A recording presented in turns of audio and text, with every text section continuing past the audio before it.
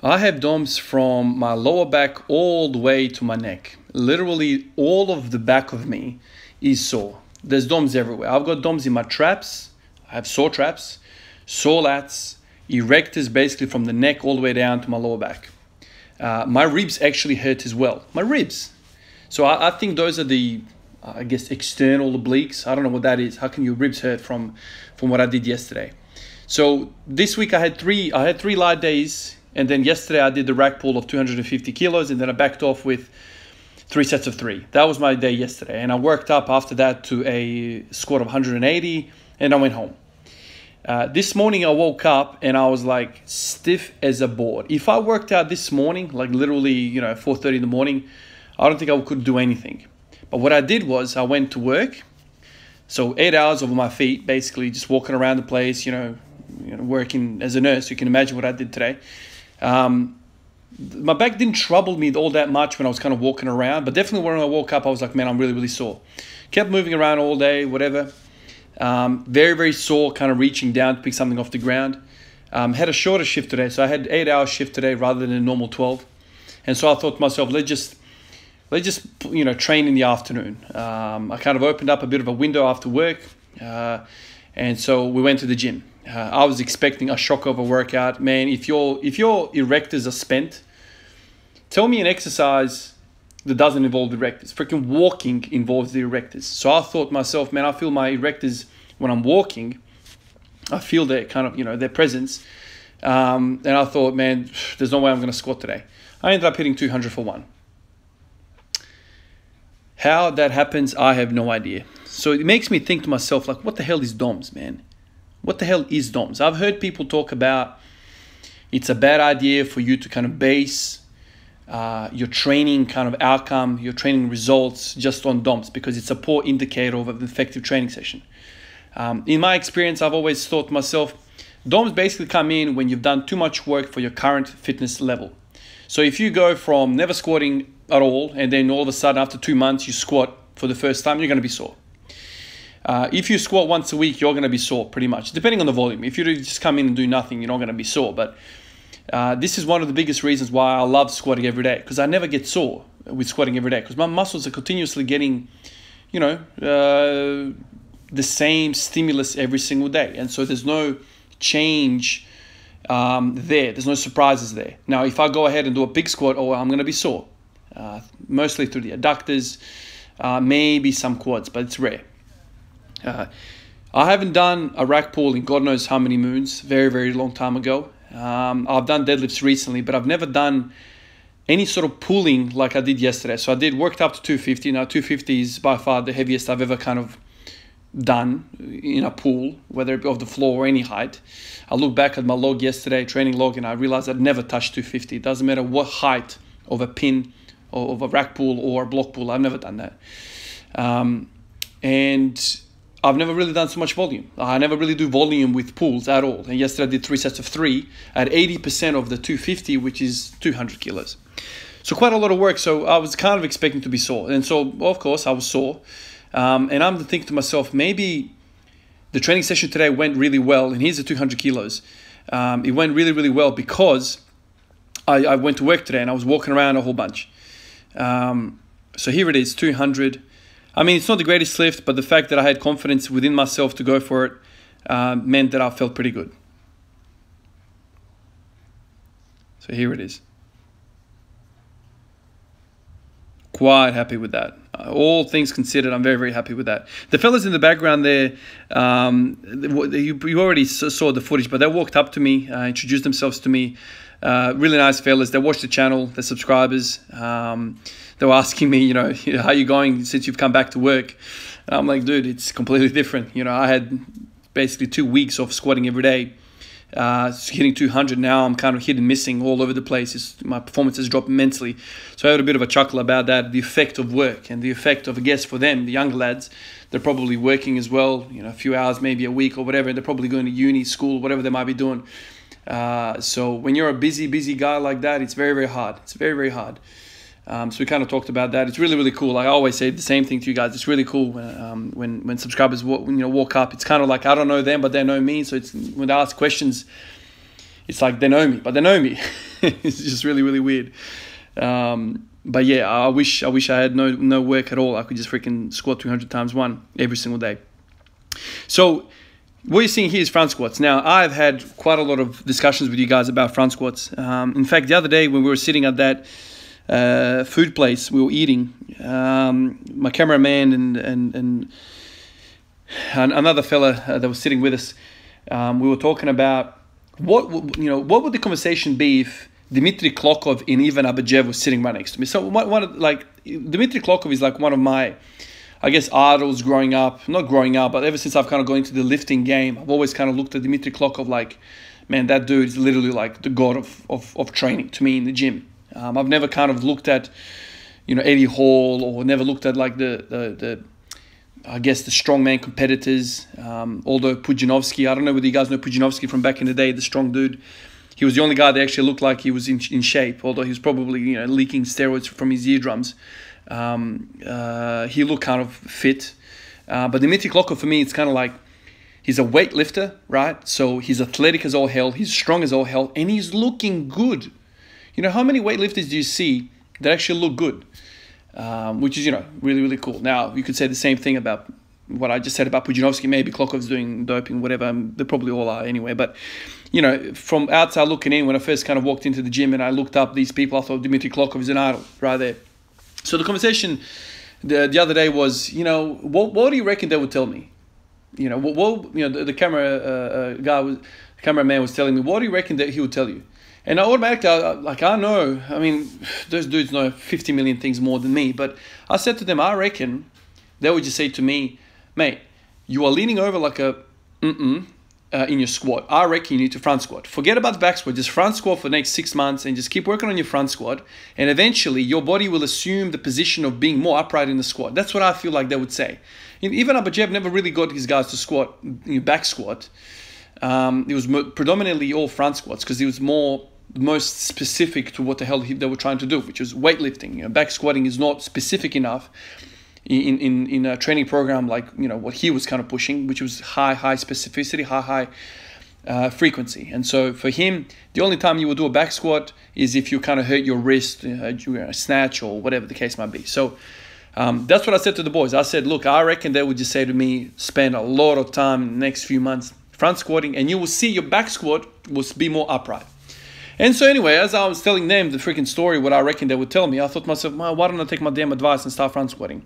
And this is on the back of spending a lot of time with you guys in the comment section talking about front squat. And I reckon, spot on. I think front squat is definitely a good option. I've kind of done the merry-go-round with all these freaking, quad exercises from leg extensions to, Nordics, reverse Nordics. Although I like Nordics, not just from the strength aspect, but also from the aspect of stretching. It's an incredible stretch. I didn't have time tonight because we were kind of in a rush. I really wanted to start off the workout with some reverse Nordics. I really want to work on that. That's one of those exercises you can do kind of like, almost like a greasing the groove type scenario. You can kind of wake up, do it. You can do it in front of the TV. It's kind of like a stretch. I don't think it's all that taxing, so you can kind of do it all the time. And I think there's benefit there. So that was kind of my workout. I did back squat and then front squat. With front squats, I just decided to do 5 sets of 5 at 100 kilos. I think we caught 3 sets here, if I'm not mistaken. So I did 5 sets of 5, and my whole thing was look up, chin up, thoracic extension. Previously, I was kind of squatting, trying to look straight ahead, and a lot of you guys said to me, just stick your chin up, man. Look into the sky. Really kind of help your basically upper back to kind of thoracically extend. That way you create a better shelf, and that way you don't fall over, because we all know, and I always kind of felt it, the biggest weakness for me in the front squat is the upper back. I feel like my legs and my glutes can push this thing up. It's just I keep losing that front rack position. And so if you stick your neck up and you really extend your neck as well, and you contribute to that thoracic extension starting from your neck, I guess it kind of makes it easier for the upper back kind of to keep everything in check. So this is what I'm going to try to do. I'm going to try and obviously squat every day. No surprise there. I'm going to try and start every session with the back squat. And then do front squats after that. That's one option. The other option is also I want to do these rack pulls. And so With the rack pulls, I like doing rack pulls before everything. So maybe I'll do, you know, every, I don't know what the frequency is with the rack pulls, because they've destroyed me. These front rack pulls have really destroyed me. So I can't have too high of a frequency with them. I'm gonna try and do them twice a week, but it might have to be once a week. I'm not sure. So on the days that I'm rack pulling, I want to do rack pull straight away and then back squat. On all the other days when I'm not rack pulling, I want to start off with back squat and then front squat. So that's kind of the setup right there. That's what I'm thinking. But we'll see. I guess we'll see. And then after all of that, I went over to the bench press, and I had ideas of doing pin work. But, you know, we rocked up to this gym at 6 o'clock in the afternoon, and so the place was, you know, packed out. There was people waiting for the squat rack. So I thought, really, I want to do some pin presses, I guess, on the bench.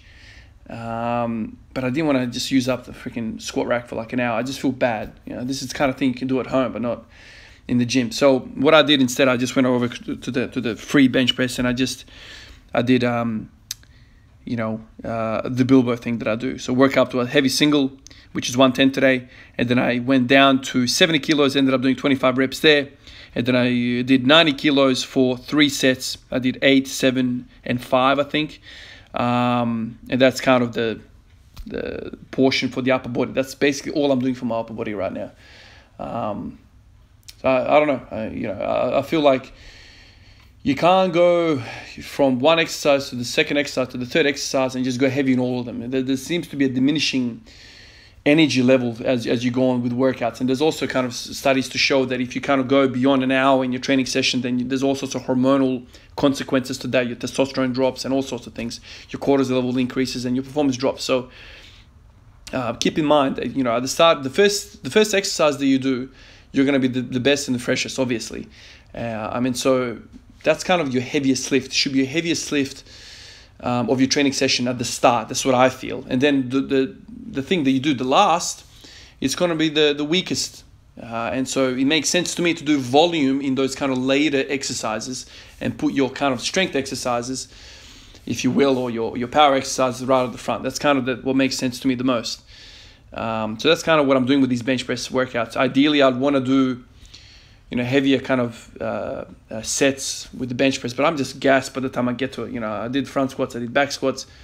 By the time I get to the bench, I don't really do it, you know, it justice if I just start to do, I don't know, heavy triples or whatever. To me, it really suits me to do these Bilbo kind of sets, because I don't need central nervous drive for that. It's kind of like I can yawn through some of those sets. Although, you know, the later repetitions kind of get hard, but that's kind of how I'm thinking about this. This is why some of you guys have said to me, how come you, like, you know, you're doing bodybuilding with the bench pressing and you're kind of doing powerlifting with the squat? And that's basically the explanation there. Is just because I prioritize my squat so much. That's kind of my whole game.